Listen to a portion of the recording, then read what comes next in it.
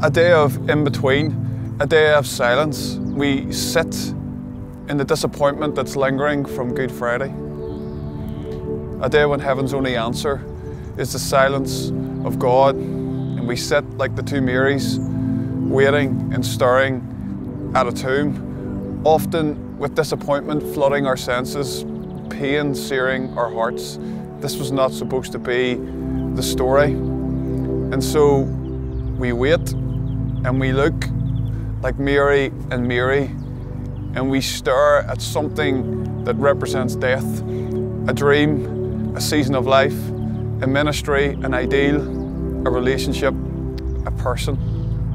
In times like these, I find it helpful to think of God living through Holy Saturday. On Good Friday and Holy Saturday, God, Father, Son and Holy Spirit lived through something that they had never done until this point.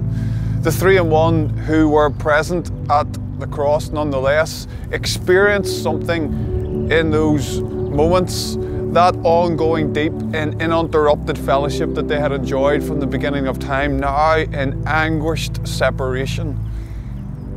And so could it be that God, who has experienced pain in the depths of his being more than we could ever fathom, knows that the only appropriate response to such pain is silence?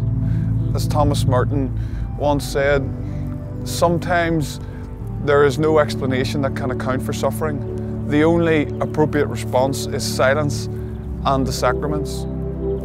The implications for this are huge.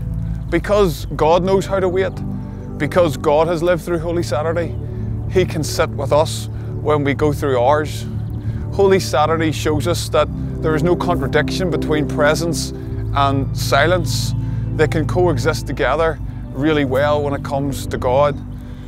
Our silence enveloped by his presence in ways that words cannot convey.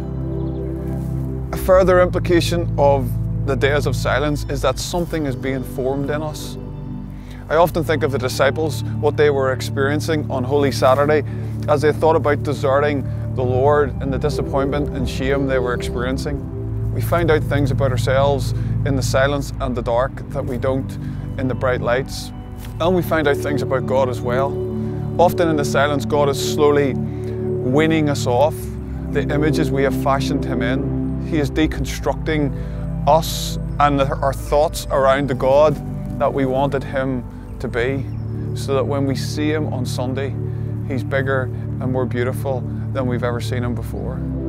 And so in those days of silence, don't short circuit the process.